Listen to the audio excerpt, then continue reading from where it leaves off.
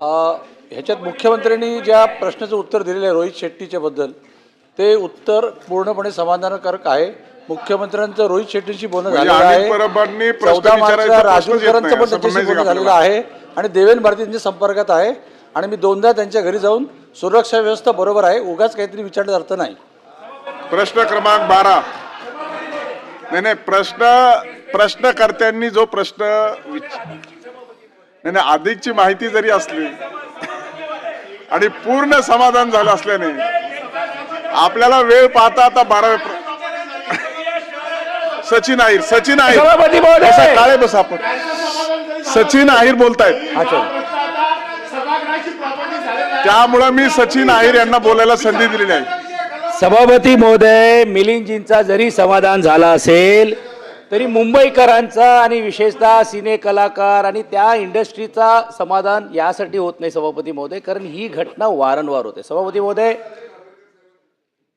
संजयजी, काय सभापती महोदय, हे काय झालेलं आहे, हाय प्रोफाईल अशा लोकांना या अगोदर सभापती महोदय सलमान खान वरती गोळीबार झाला. हा काय गँग फक्त हा लोकल नाही आहे सभापती महोदय, हा विष्णवी जी गँग आहे ही इंटरनॅशनल स्तरावरती आता ही ऑपरेट होते. परवाच्या दिवशी सभापती महोदय एका आमदारांवरती झालं. सभापती महोदय, म्हणून ही बाब गंभीर रीतीने आपल्याला घ्यायला पाहिजे. फक्त एक संरक्षण दिलं म्हणजे हा विषय सुटत नाही. म्हणून सभापती महोदय, या गोळीबाराच्या बाबतीतली काय चौकशी झाली आणि ह्याला इंटरनॅशनल लिंक आहे आणि त्या इंटरनॅशनल लिंकच्या माध्यमातून आपण काय उपाययोजना करणार जेणेकरून ही गँग, जसं एका काळामध्ये तुम्ही गँग वॉर संपवण्याचा प्रयत्न केला, आपण ह्याच्यामध्ये करणार आहात का सभापती महोदय? मंत्री महोदय,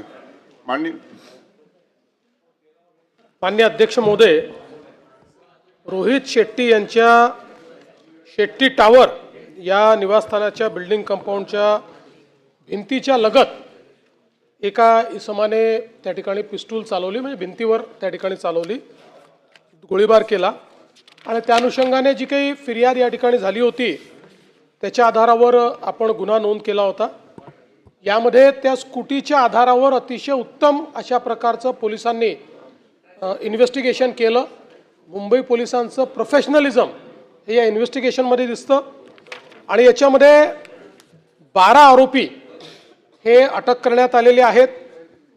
त्यांच्यावर त्या ठिकाणी मोकासारखा जो काही गुन्हा आहे तो गुन्हा देखील लावण्यात आलेला आहे आणि विशेषतः यामध्ये जो काही या बिश्नोईचा ऑपरेटिव्ह आहे लोणकर, जो मेन ऑपरेटिव्ह आहे शुभम लोणकर, त्याच्या भावाला देखील आता आपल्या लोकांनी अटक केलेली आहे. तोही आता अटकेत आहे आपल्या. हाही फार दूर नाही आहे, हा सध्या परदेशात आहे, त्यालाही आपण शोधून आणणार आहोत. आणि यासोबत आपण आता केंद्र सरकारला विनंती केली आहे, कारण आता केंद्र सरकारने NIAच्या माध्यमातून अनमोल बिश्नोईला अटक केलेली आहे.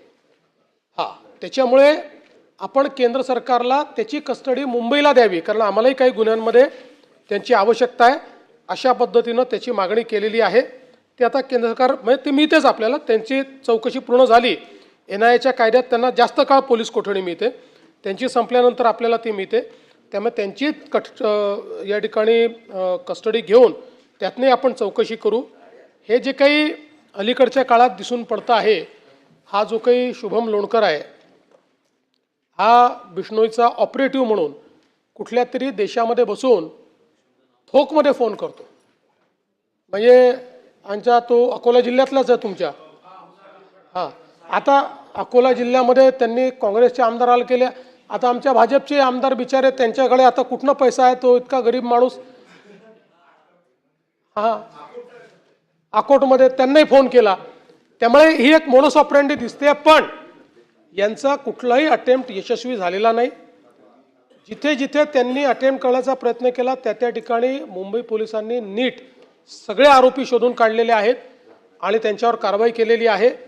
आणि अशा परिस्थितीमध्ये साहजिक सेलिब्रिटीज थोडे घाबरतात वगैरे, त्यामुळे त्यांनी घाबरू नये म्हणून त्यांना पोलीस प्रोटेक्शन देणं हे देखील आपण करतो. आणि मी या सभागृहाला आश्वस्त करतो, कुठल्याही परिस्थितीमध्ये मुंबईला गँग वॉरकडे आम्ही जाऊ देणार नाही. प्रश्न क्रमांक 12, 8557. सभापती महोदय, प्रश्न क्रमांक 8